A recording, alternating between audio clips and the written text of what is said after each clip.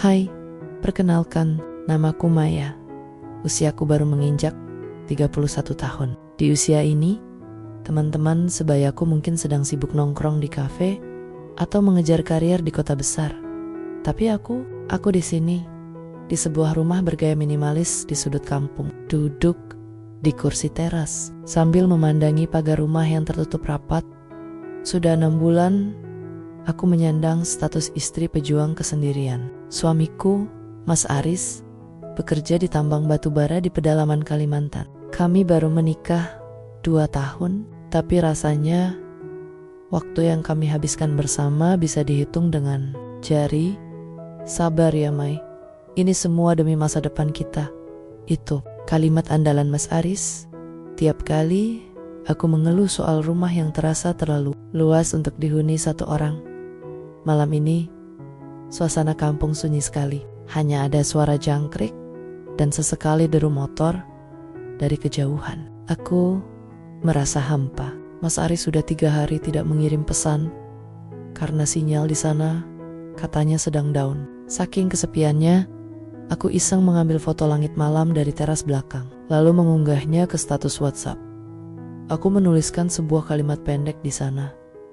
Langitnya cantik, tapi sayang, gak ada teman buat diajak berbagi cerita. Hanya 5 menit setelah status itu naik, ponselku bergetar. Aku pikir, itu dari Mas Aris. Jantungku sempat berdegup kencang, berharap ada keajaiban sinyal dari hutan Kalimantan. Namun, mataku terbelalak saat melihat nama yang muncul di layar.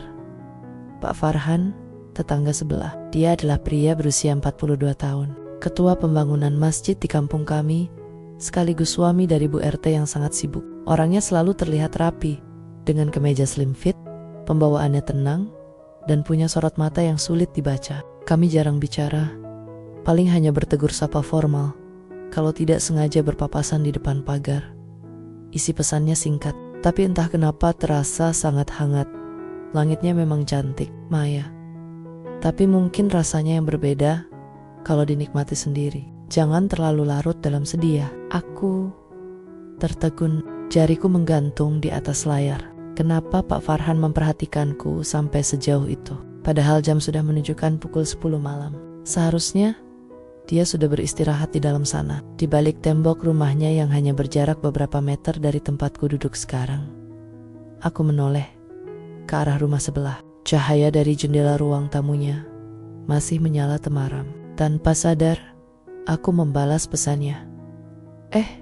Pak Farhan belum tidur? Iya Pak, rasanya memang agak sepi. Detik berikutnya, status typing muncul di bawah namanya. Dan disitulah semuanya bermula.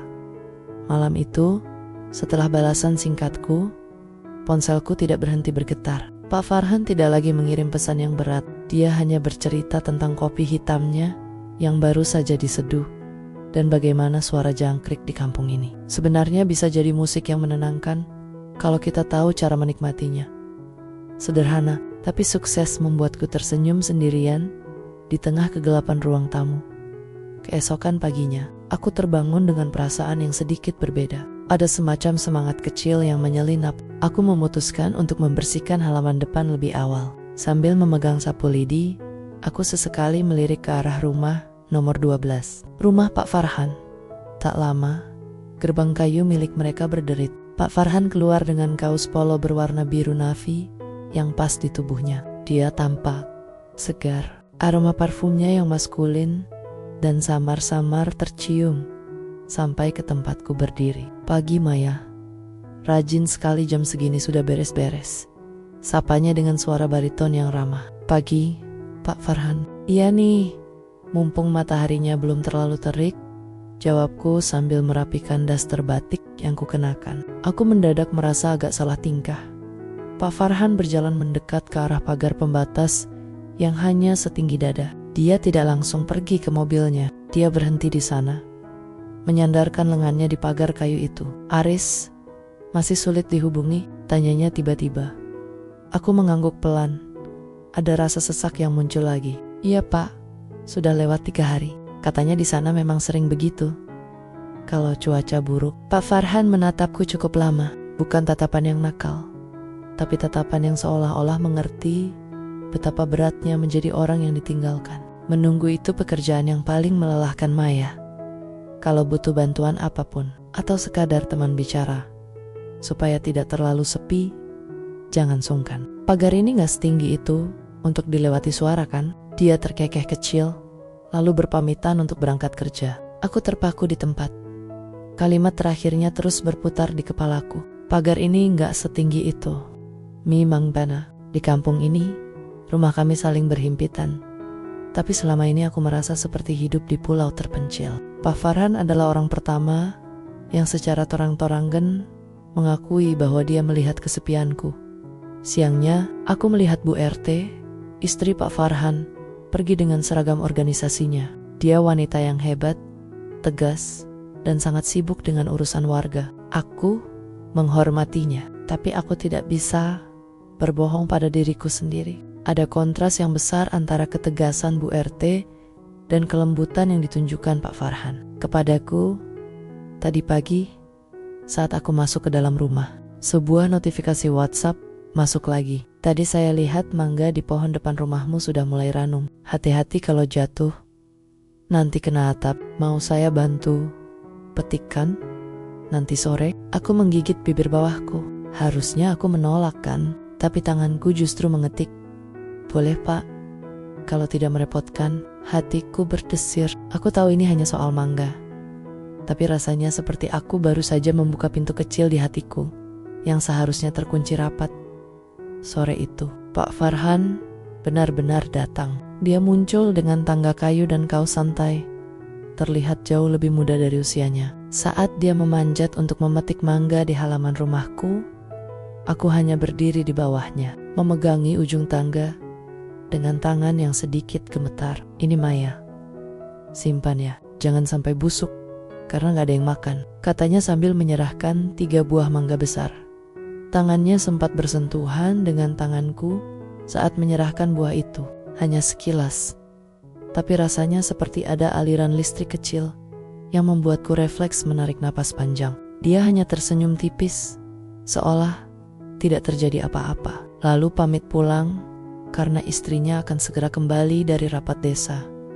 Malamnya, duniaku kembali sunyi.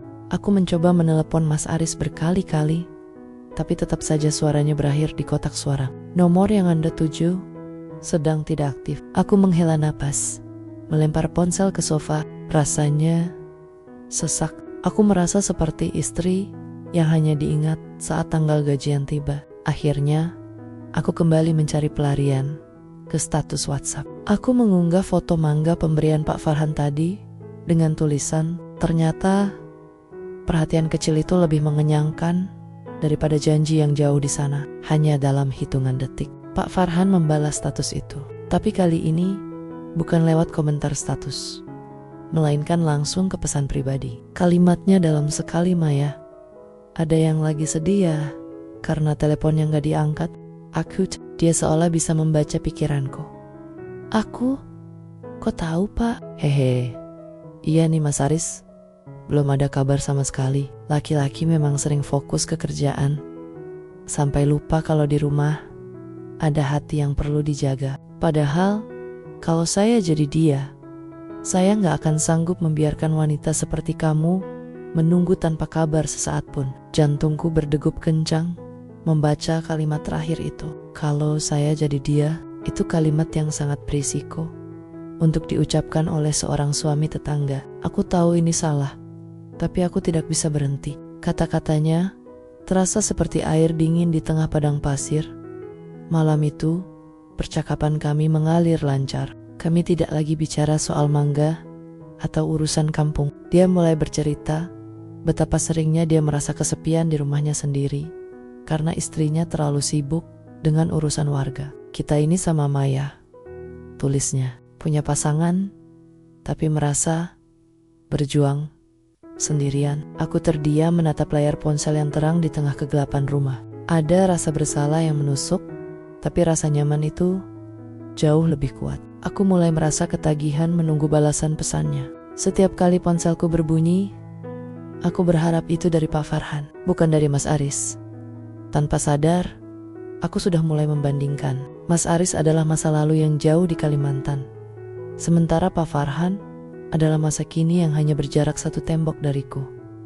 Aku baru saja akan membalas pesannya lagi. Saat tiba-tiba lampu teras rumahnya padam, menandakan istrinya sudah pulang. Aku langsung menutup ponsel dan bersembunyi di balik gorden. Merasa seperti pencuri yang hampir tertangkap basah. Langit sore itu warnanya abu-abu pekat, persis seperti suasana hatiku. Karena stok dapur habis, aku terpaksa pergi ke minimarket di depan gang dengan sepeda motor. Sialnya, baru saja aku selesai membayar di kasir, hujan tumpah dari langit dengan sangat deras. Benar-benar badai. Aku berdiri di teras minimarket, memeluk belanjaanku sambil kedinginan karena angin kencang bertiup ke arahku. Aku melirik jam di tangan. Sudah hampir maghrib. Di saat aku sedang bingung harus bagaimana, sebuah mobil SUV berwarna hitam berhenti tepat di depanku. Kacanya turun perlahan. Sosok Pak Farhan ada di balik kemudi, masih mengenakan kemeja kerjanya. "Maya, terjebak hujan?" tanya suaranya. Tenang namun tegas di tengah suara gemuruh air. "Iya Pak, mana nggak bawa jas hujan lagi?" jawabku sambil berusaha tersenyum meski gigiku sedikit kemeletuk. "Motornya titipkan di sini dulu saja, aman kok, ada CCTV. Bahaya kalau kamu nekat menerobos badai begini," tawarnya. Awalnya aku ragu, apa kata orang kampung kalau melihatku turun dari mobilnya. Tapi petir yang menggelegar membuatku tak punya pilihan. Aku masuk ke dalam mobilnya yang harum aroma kayu cendana, hangat AC, langsung memeluk tubuhku yang kedinginan. Di dalam mobil yang tertutup rapat itu, suasana mendadak jadi sangat sunyi. Hanya ada suara wiper yang bergerak ke kanan dan ke kiri, serta lagu melo dari radio yang diputar pelan. "Dingin ya?" tanyanya lembut. Dia meraih sebuah jaket dari kursi belakang dan memberikannya padaku. "Pakai saja, daripada nanti kamu masuk angin. Kasihan, nggak ada yang mengurus kalau sakit." Kalimat "nggak ada yang mengurus" itu telak menghantam hatiku. Air mataku hampir saja jatuh. Aku pura-pura sibuk memakai jaketnya yang kebesaran di tubuhku. Wangi parfum Pak Farhan yang tertinggal di jaket itu seolah menyelimutiku. Pak Farhan tidak langsung menjalankan mobilnya. Dia menatap lurus ke depan, ke arah kaca yang buram oleh air. Terkadang, ucapnya pelan, saya merasa iri dengan hujan. Dia punya tujuan untuk jatuh. Sedangkan saya terkadang merasa tersesat di rumah sendiri. Aku menoleh ke arahnya. "Maksud Pak Farhan?" Dia memutar tubuhnya sedikit ke arahku. Jarak kami tidak jauh. Di dalam kabin mobil yang sempit itu, istri saya hebat, Maya. Tapi dia terlalu sibuk mengurus dunia, sampai lupa kalau suaminya juga manusia yang butuh didengar. Persis seperti kamu yang butuh ditemani. Tangannya bergerak, seolah ingin menyentuh pundakku, tapi kemudian tertahan di udara. Dia hanya tersenyum tipis yang syarat akan kesedihan. Kita ini seperti dua orang yang berteduh di bawah payung yang sama, tapi payung itu milik orang lain. Lanjutnya lagi. Aku terdiam 1000 bahasa. Hatiku bergemuruh lebih kencang daripada badai di luar sana. Aku tahu ini salah. Aku tahu pria ini adalah suami orang lain, dan aku adalah istri pria yang sedang banting tulang di hutan sana. Tapi di dalam mobil ini, untuk pertama kalinya setelah sekian lama, aku merasa tidak sendirian.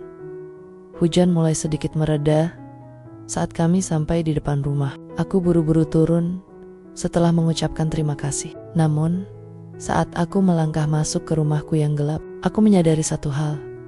Aku lupa mengembalikan jaketnya.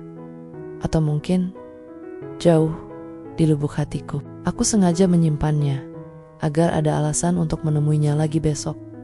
Pagi harinya, aku terbangun dengan aroma jaket Pak Farhan yang masih tertinggal di sofa ruang tamu. Seharusnya aku segera mencucinya dan mengembalikannya lewat pagar. Tapi, entah kenapa, aku malah memeluk jaket itu sebentar, menghirup aromanya yang menenangkan, sebelum akhirnya aku masukkan ke mesin cuci sekitar jam 10 pagi. Saat aku sedang menjemur pakaian, sebuah motor ojek online berhenti di depan gerbangku. "Atas nama Mbak Maya?" tanya abang ojeknya. Aku bingung. "Iya saya, tapi saya nggak pesan apa-apa bang. Ini Sudah dibayar lewat aplikasi. Mbak, katanya buat obat dingin semalam. Jawab si abang sambil menyerahkan satu kantong plastik besar berisi satu kotak martabak manis keju kesukaanku dan satu cup coklat panas yang masih mengepul jantangku menselot. Aku tahu persis siapa pengirimnya. Tidak ada orang lain yang tahu kalau aku benci kopi dan lebih suka coklat panas selain Mas Aris. Dan sekarang Pak Farhan. Aku membawa masuk kantong itu dengan tangan gemetar.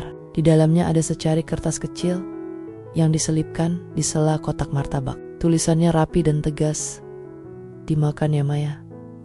Jangan sampai sakit. Melihat kamu kedinginan semalam membuat saya tidak tenang sepanjang malam. Aku terduduk di meja makan. Rasanya seperti ada ribuan kupu-kupu terbang di perut. Mas Aris, suamiku, biasanya hanya mengirimkan bukti transferan bank sebulan sekali. Dia jarang bertanya, aku sudah makan atau belum, apalagi sampai mengirimkan makanan secara detail seperti ini. Aku mengambil ponsel, berniat mengucapkan terima kasih. Tapi saat aku membuka WhatsApp, ada pesan masuk dari Mas Aris. Mei, tadi aku transfer buat bayar cicilan motor sama uang belanja bulan depan. Maaf ya, baru kasih kabar. Sinyal di sini parah banget. Doakan proyeknya lancar. Hanya itu. Tidak ada tanya kabar, tidak ada kata rindu. Pesan itu terasa sangat dingin jika dibandingkan dengan martabak manis dan coklat hangat yang ada di depanku. Dengan perasaan yang campur aduk, aku justru beralih ke chat Pak Farhan. Pak, terima kasih ya martabaknya. Kok tahu saya suka keju? Saya memperhatikan Maya. Waktu kamu belanja di tukang sayur tempo hari, kamu selalu pilih martabak keju yang lewat depan rumah kan? Dia memperhatikanku sejauh itu. Hal-hal kecil yang bahkan aku sendiri tidak sadari. Nanti sore saya ada urusan keluar kota sebentar. Ada yang mau dititip?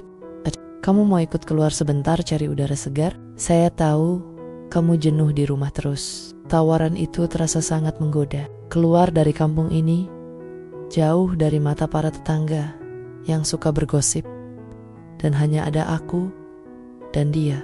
Aku menatap foto pernikahanku dengan Mas Aris di dinding. Wajah Mas Aris tampak tersenyum kaku di sana.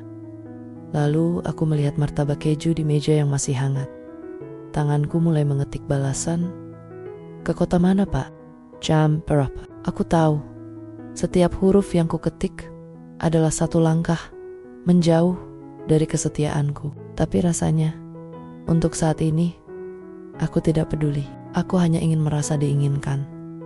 Sore itu, jantungku berdegup 2 kali lebih cepat dari biasanya. Aku berdandan sedikit lebih lama, memoles lipstik tipis, dan memakai parfum yang paling wangi. Aku merasa seperti remaja yang hendak kencan pertama. Padahal statusku adalah istri orang yang sedang menunggu suaminya pulang. Sesuai kesepakatan lewat pesan singkat, aku tidak naik ke mobilnya di depan rumah. Itu terlalu berisiko. Aku berjalan kaki ke arah halte di ujung jalan desa, sementara Pak Farhan sudah menunggu di sana dengan mobilnya yang terparkir agak jauh dari keramaian. Begitu aku masuk ke mobil, suasana berubah jadi sangat lega. Kami keluar dari batas kampung, meninggalkan mata-mata tetangga yang mungkin sedang mengintip di balik gorden. Kamu cantik sekali sore ini Maya, ucap Pak Farhan pelan sambil memutar kemudi. Terima kasih Pak, jawabku pelan. Saya cuma merasa perlu menghirup udara luar. Di rumah, terus rasanya seperti di penjara. Kami sampai di sebuah kafe kecil di pinggiran kota yang letaknya agak tersembunyi. Tempatnya sangat asri, dengan lampu-lampu gantung yang mulai menyala karena hari mulai gelap. Kami duduk di pojokan yang paling tenang. Maya, Pak Farhan memulai pembicaraan setelah pesanan kami datang. Saya ingin jujur, mungkin ini terdengar salah, tapi sejak kamu sering memposting status sedih itu, saya jadi merasa punya tanggung jawab untuk membuat kamu tersenyum. Aku menunduk, mengaduk-aduk minuman di depanku. Kenapa Pak? Bapak kan punya Bu RT, punya keluarga. Pak Farhan menghela napas panjang, tatapannya kosong, melihat keluar jendela. Istri saya wanita hebat Maya, terlalu hebat, sampai dia merasa bisa melakukan semuanya sendiri. Di rumah, saya merasa seperti pajangan.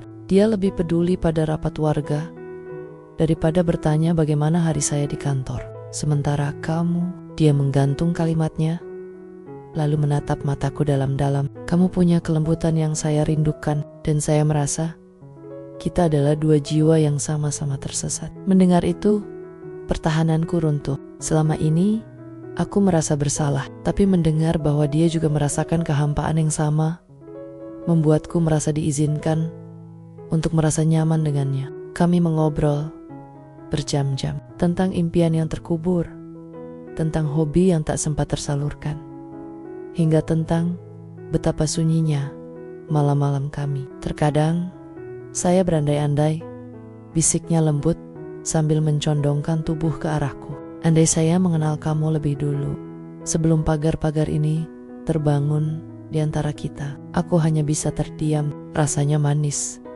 Tapi ada perih yang menyertainya. Kami terlalu asyik mengobrol sampai lupa waktu. Saat aku melirik jam, sudah hampir jam 8 malam. Kita harus pulang, Pak. Nanti ada yang curiga, kataku panik. Di perjalanan pulang, suasana di dalam mobil terasa lebih intim. Tidak ada musik, hanya suara napas kami yang teratur. Saat mobil berhenti di tempat aku tadi naik, Pak Farhan menahan tanganku sebentar. Maya, terima kasih untuk hari ini. Ini adalah hari paling bahagia yang saya rasakan dalam setahun terakhir. Aku pulang ke rumah dengan perasaan campur aduk. Di satu sisi, hatiku berbunga-bunga karena merasa sangat dihargai. Namun saat aku membuka pintu rumah yang gelap, aku melihat ponselku berkedip. Sebuah panggilan video tak terjawab dari Mas Aris. Hatiku langsung mencelos. Rasa bersalah itu datang menyerang seperti ombak besar. Aku baru saja menikmati waktu dengan suami orang lain, sementara suamiku sendiri mungkin sedang bersusah payah mencari sinyal hanya untuk melihat wajahku. Malam itu aku tidak bisa tidur nyenyak. Bayangan tatapan Pak Farhan di kafe dan panggilan tak terjawab dari Mas Aris terus berputar di otakku seperti kaset rusak. Aku merasa seperti wanita paling jahat sedunia, tapi sekaligus merasa paling kesepian. Pagi harinya, aku mencoba menelepon Mas Aris kembali. Beruntung, kali ini tersambung.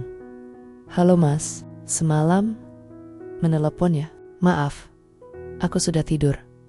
Bohongku. Lidahku terasa keluh saat mengucapkan kata tidur. Padahal, kenyataannya aku sedang tertawa di kota lain dengan pria lain. Iya Mei, enggak apa-apa. Suara Mas Aris terdengar serak dan lelah di ujung sana. Mei, ada yang mau Mas omongkan? Sepertinya. Mas enggak bisa pulang lebaran nanti. Duniaku rasanya berhenti berputar. Maksudnya, Mas, kan sudah janji. Ini sudah setahun kita enggak ketemu Mas. Proyeknya diperpanjang Mei. Bos kasih bonus besar kalau Mas tetap di sini sampai bulan depan. Mas butuh uangnya buat renovasi rumah kita, biar kamu lebih nyaman di sana. Aku nggak butuh rumah yang bagus Mas. Aku butuh kamu, teriakku. Tanpa sadar, air mataku tumpah begitu saja. Sabar ya Mei. Mas tutup dulu. Ada panggilan kerja. Jaga diri baik-baik di sana. Klik. Sambungan terputus. Aku melempar ponselku ke sofa dan menangis sesenggukan. Renovasi rumah, nyaman. Bagaimana aku bisa nyaman kalau setiap sudut rumah ini hanya berisi bayanganku sendiri? Aku merasa Mas Aris tidak pernah mengerti bahwa aku ini manusia, bukan robot yang hanya butuh kiriman uang. Dengan mata sembab, aku berjalan ke teras belakang untuk mencari udara segar. Aku duduk di kursi kayu, memeluk lututku, dan menangis tanpa suara. Tiba-tiba, aku mendengar suara dahan pohon yang bergeser. Aku menoleh ke arah pagar belakang yang berbatasan langsung dengan kebun samping rumah Pak Farhan. Di sana, Pak Farhan berdiri dengan raut wajah yang sangat cemas. Maya, kenapa? Tanyanya setengah berbisik. Aku tidak sanggup menjawab. Aku hanya menggeleng sambil terus menghapus air mata yang tidak mau berhenti. Pak Farhan tidak bicara lagi. Tanpa diduga, dia melompati pagar tanaman yang pendek itu dan mendarat di halamanku. Dia berjalan mendekat, lalu duduk di kursi sebelahku. Dia tidak menyentuhku, tapi keberadaannya di sampingku terasa sangat nyata. Dia gak jadi pulang, tanyanya lembut, seolah dia sudah bisa menebak segalanya. Aku mengangguk pelan, di sela isak tangis. Dia lebih milih uang daripada aku, Pak. Pak Farhan menghela napas panjang. Dia menggeser duduknya sedikit lebih dekat. Jangan menangis. Kamu terlalu berharga untuk ditangisi sendirian di teras gelap begini. Dia mengulurkan tangannya, ragu sejenak, lalu perlahan menepuk bahuku dengan sangat lembut. Hanya tepukan ringan, tapi rasanya seperti seluruh beban di pundakku luruh saat itu juga. Kalau dia nggak bisa pulang untuk kamu, bisik Pak Farhan dengan suara yang sangat rendah. Biarkan saya yang ada di sini untuk menjaga kamu. Saya nggak akan membiarkan kamu merasa sendirian lagi, Maya. Aku menatap matanya. Di bawah temaram lampu teras, aku melihat sebuah komitmen yang tidak pernah aku dapatkan dari suamiku sendiri. Logikaku berteriak, ini salah. Tapi hatiku yang hancur justru merasa menemukan tempat berteduh. Malam itu, di balik pagar yang seharusnya menjadi batas suci, sebuah janji baru mulai tumbuh. Janji yang salah, namun terasa sangat manis. Sejak malam di teras belakang itu, hubunganku dan Pak Farhan bukan lagi sekadar tetangga yang saling sapa. Ada sesuatu yang tak kasat mata, namun sangat kuat mengikat kami. Kami mulai berani bertukar pesan di jam-jam rawan. Bahkan saat Bu RT ada di rumah, aku merasa seperti sedang bermain api. Tapi hangatnya api itu benar-benar membuatku lupa kalau aku bisa terbakar kapan saja. Namun, di kampung kecil seperti ini, tembok pun punya telinga, dan gorden pun punya mata.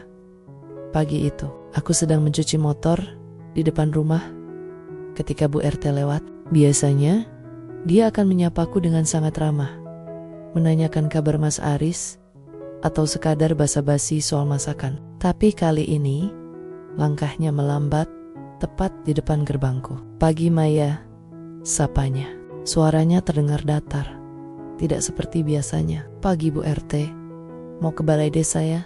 Jawabku berusaha setenang mungkin.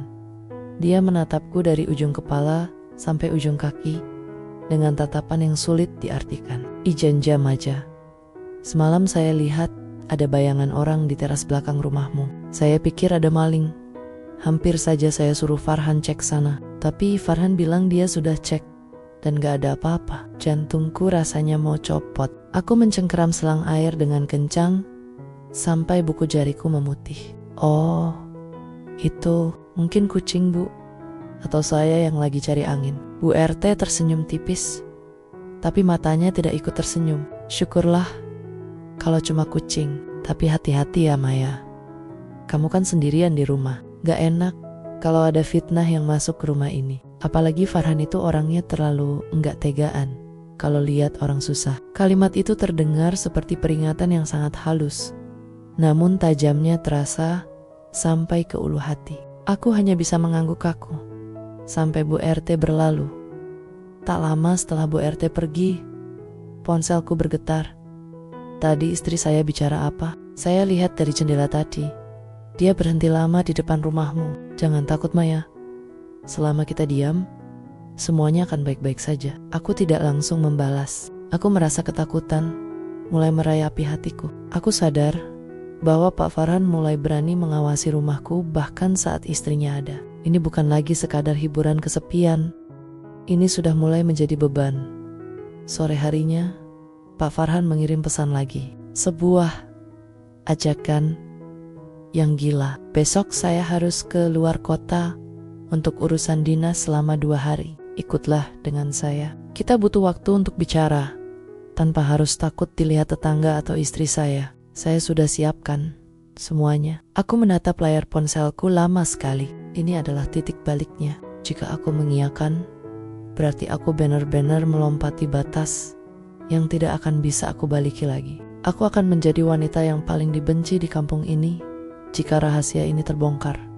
Tapi di sisi lain, Mas Aris baru saja mengirim pesan singkat lagi. Mei, jangan manja. Mas di sini kerja buat kamu. Sabar sedikit. Kata manja itu membuat hatiku semakin keras. Aku merasa tidak dihargai sebagai seorang istri yang setia menunggu. Aku merasa Pak Farhan adalah satu-satunya orang yang menganggap perasaanku itu penting. Dengan tangan gemetar, aku membalas pesan Pak Farhan. Jam berapa kita berangkat? Saya akan siapkan alasan untuk orang-orang kampung. Aku sudah memilih. Aku memilih untuk terjun ke dalam badai, tanpa tahu apakah aku akan selamat atau justru hancur berkeping-keping. Pagi itu, aku sudah menyiapkan tas kecil berisi pakaian. Rencananya, aku akan pamit ke tetangga lain untuk menjenguk saudara di kota sebelah agar tidak ada yang curiga. Saat aku pergi bersama Pak Farhan, hatiku berdebar antara takut dan tak sabar ingin lepas sejenak dari pengapnya suasana kampung. Namun saat aku baru saja hendak mengunci pintu depan, aku mendengar suara tawa anak kecil yang sangat riang dari arah rumah sebelah. Aku mengintip dari celah pagar. Di sana, di halaman rumah nomor 12, Pak Farhan sedang berlutut di atas rumput. Dia sedang membantu anak bungsunya memperbaiki rantai sepeda yang lepas. Di belakang mereka, Bu RT berdiri membawa 2 gelas teh hangat sambil tersenyum sangat tulus. Senyum yang tidak pernah kulihat saat dia bicara padaku. Nah, sudah jadi. Sekarang mainnya hati-hati ya sayang, ucap Pak Farhan sambil mengacak rambut anaknya dengan penuh kasih sayang. Terima kasih, ayah. Ayah memang yang terbaik, seru bocah itu sambil memeluk leher Pak Farhan erat-erat. Aku mematung di balik tembok. Pemandangan itu seperti tamparan keras yang mendarat tepat di wajahku. Selama ini, aku hanya melihat Pak Farhan sebagai pria kesepian yang butuh teman bicara. Aku lupa bahwa dia adalah dunia bagi anak dan istrinya. Dia adalah tiang penyangga rumah tangga itu. Tiba-tiba, Bu RT merangkul pundak Pak Farhan dan menyandarkan kepalanya di sana. Makasih ya, sudah mau bantu sebelum berangkat dinas. Hati-hati di jalan nanti, kabari kalau sudah sampai. Pak Farhan mengangguk, tapi sorot matanya sempat melirik ke arah rumahku. Aku segera mundur, bersembunyi di balik pintu yang gelap. Dadaku bukan karena cemburu, tapi karena rasa malu yang luar biasa. Aku melihat tas kecilku yang tergeletak di lantai. Tas itu berisi kebohongan. Jika aku melangkah keluar dan naik ke mobil Pak Farhan hari ini, aku bukan hanya mengkhianati Mas Aris di Kalimantan, tapi aku juga sedang merampas sosok ayah terbaik dan suami hebat dari keluarga di sebelah rumahku. Aku teringat betapa aku benci saat Mas Aris lebih memilih pekerjaan daripada aku. Tapi sekarang, apa bedanya aku dengan Mas Aris? Bahkan, aku lebih buruk. Aku mencoba mencuri kebahagiaan dari rumah orang lain untuk menambah lubang di hatiku sendiri. Ponselku bergetar. Sebuah pesan masuk. 10 menit lagi saya tunggu di tempat biasa ya Maya.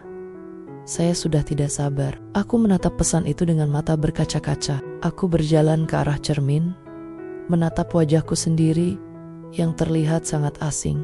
Siapa wanita ini? Sejak kapan Maya yang jujur berubah menjadi wanita yang penuh rahasia begini? Aku menarik napas panjang, mencoba menjernihkan pikiran yang kacau. Jariku gemetar saat mulai mengetik balasan di layar ponsel. Kali ini bukan kata iya yang ku ketik. Pak Mof, saya tidak bisa ikut. Tolong berangkatlah sendiri. Jangan jemput saya dan jangan tunggu saya. Ada sesuatu yang harus saya perbaiki di rumah saya sendiri. Setelah mengirim pesan itu, aku langsung mematikan ponsel. Aku terduduk lemas di balik pintu, menangis sejadi-jadinya. Tapi kali ini, tangisanku terasa berbeda. Ada rasa lega yang mulai mengalir. Seolah beban berat yang selama ini menghimpit pundakku perlahan-lahan mulai terangkat. Hampir 3 jam aku mematikan ponsel. Selama itu pula, aku membereskan rumah dengan sangat teliti. Aku mengepel lantai, mencuci piring, hingga mengganti gorden yang sudah berdebu. Rasanya, dengan membersihkan rumah, aku juga sedang mencoba membersihkan kotoran yang ada di dalam hatiku. Sore hari, saat suasana kampung mulai tenang, aku memberanikan diri menyalakan ponsel. Benar saja, ada belasan panggilan tak terjawab dan puluhan pesan dari Pak Farhan. Isinya mulai dari yang bertanya, "Ada apa?" hingga pesan yang bernada frustrasi karena dia menungguku di pinggir jalan kota cukup lama. Aku menarik napas panjang.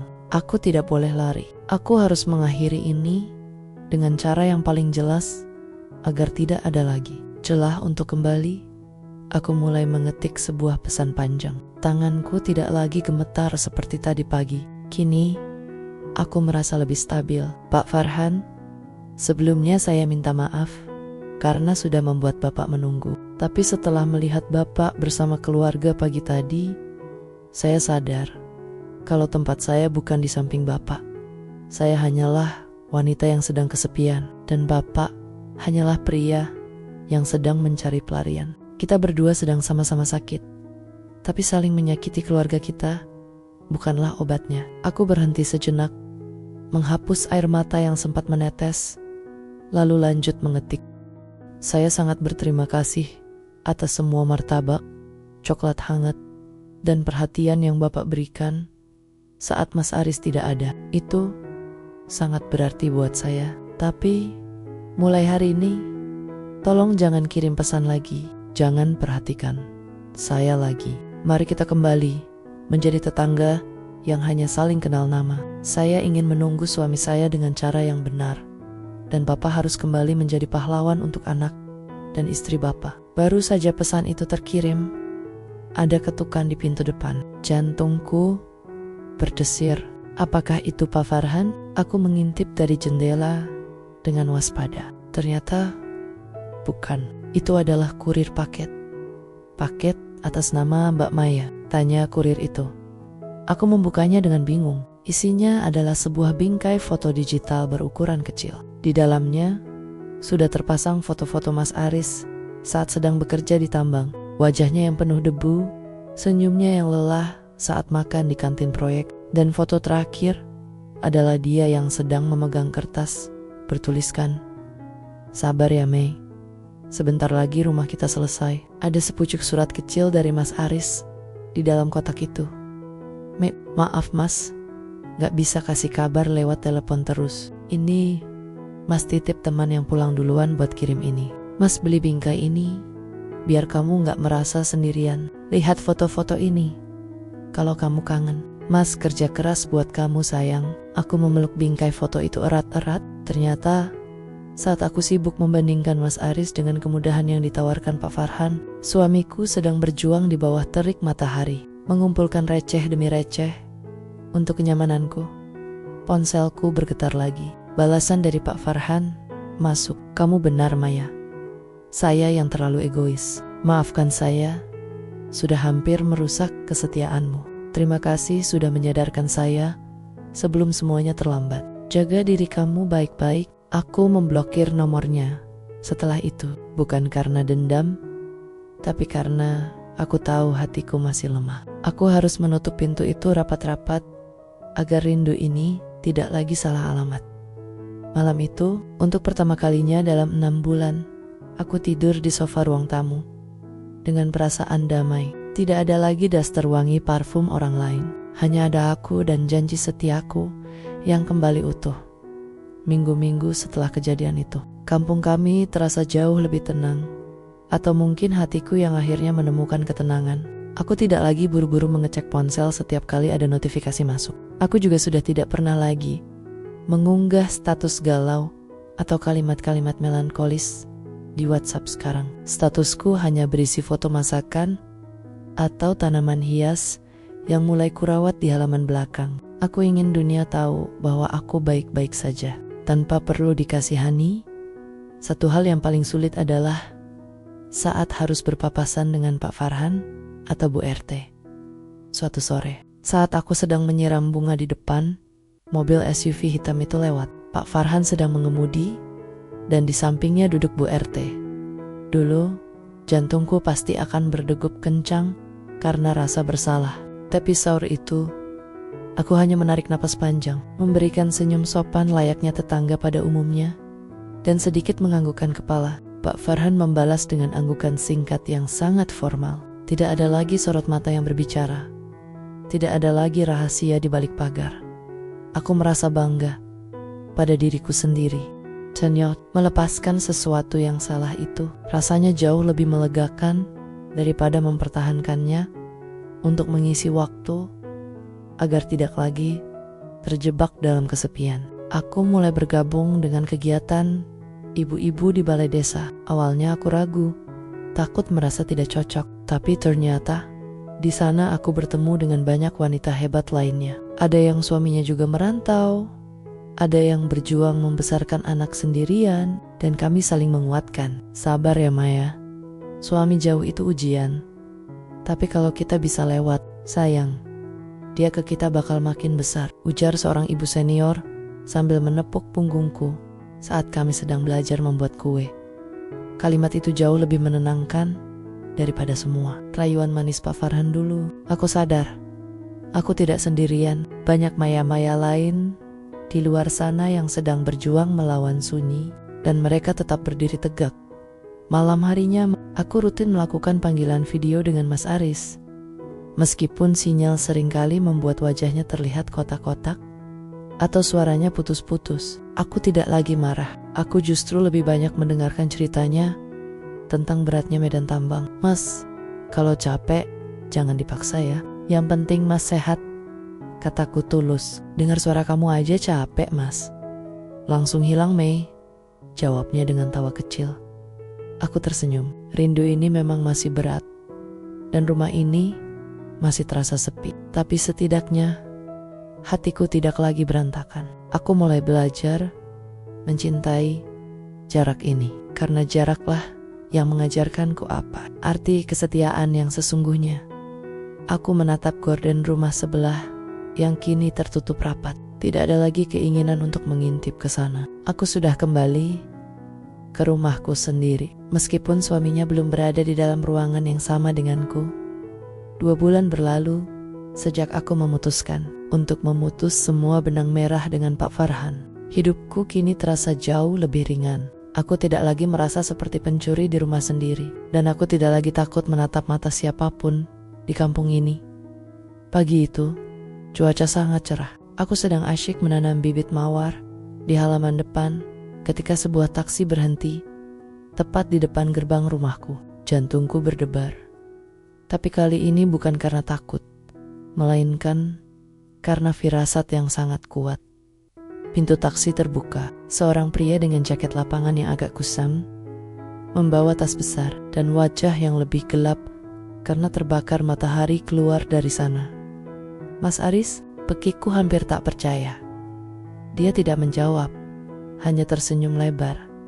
Senyum yang selalu kurindukan. Aku melepaskan sarung tangan berkebun dan berlari membukakan gerbang. Mas Aris langsung menjatuhkan tasnya dan memelukku sangat erat. Aroma tubuhnya yang khas, campuran bau debu dan keringat, terasa jauh lebih harum bagi duniaku daripada parfum mahal manapun. Mas bilang nggak bisa pulang sampai bulan depan? Tanyaku di sela tangis bahagia. Mas kerja lembur terus supaya bisa ambil cuti lebih awal. Mas nggak tahan, Mei. Rasanya pengen cepat-cepat pulang karena Mas tahu ada istri hebat yang lagi nunggu Mas di sini, bisiknya sambil mengelus rambutku. Saat kami masih berpelukan di depan rumah, aku melihat Pak Farhan keluar dari rumahnya untuk memanaskan mobil. Dia berhenti sejenak melihat kami. Tatapan kami bertemu, tapi kali ini tidak ada lagi getaran aneh. Dia mengangguk sopan pada Mas Aris. Mas Aris sudah pulang? Selamat ya. Akhirnya kumpul lagi, sapa Pak Farhan dengan suara tenang dan tulus. Mas Aris melepas pelukannya sebentar dan menjabat tangan Pak Farhan dengan ramah. Iya Pak, akhirnya bisa pulang juga. Terima kasih ya Pak, sudah bantu jagain keamanan di sini selama saya nggak ada. Pak Farhan tersenyum tipis, lalu melirikku sekilas. Sebuah tatapan yang menyiratkan rasa hormat karena aku telah memilih jalan yang benar. Sama-sama Mas, itu sudah jadi tugas sesama tetangga. Mari Mas, Mbak Maya, saya berangkat kerja dulu. Aku menarik napas lega. Semuanya sudah benar-benar selesai. Masa lalu yang salah itu sudah terkubur, dan yang tersisa hanyalah masa depan yang jujur. Aku mengajak Mas Aris masuk ke dalam rumah. Rumah yang tadinya terasa luas dan dingin, mendadak jadi hangat dan penuh sesak oleh kehadirannya. Kami duduk di ruang tamu, mengobrol berjam-jam tentang banyak hal. Kali ini secara langsung, tanpa ada sekat layar ponsel, tanpa ada gangguan sinyal. Mei, makasih ya sudah setia nunggu Mas. Mas tahu itu gak mudah buat kamu, ucap Mas Aris sambil memegang tanganku. Aku menatap matanya dalam-dalam. Jarak memang susah, Mas. Tapi dari jarak itu aku belajar kalau rindu itu harus punya alamat yang jelas. Dan alamat rindu aku cuma ada di kamu. Sore itu, aku menyeduh 2 cangkir teh hangat. Kami duduk di teras, menikmati matahari terbenam bersama-sama. Aku melihat ke arah pagar pembatas rumah kami. Pagar itu masih ada di sana, tetap rendah dan sederhana. Namun bagiku, pagar itu sekarang menjadi simbol keberhasilanku menjaga kehormatan rumah tanggaku. Aku menyadari satu hal penting. Perhatian orang asing mungkin terasa manis saat kita haus, tapi hanya kasih sayang pasangan sendirilah yang bisa benar-benar menghilangkan dahaga. Seumur hidup, rinduku tak lagi salah alamat. Dia sudah pulang ke rumah yang sebenarnya. Tamat.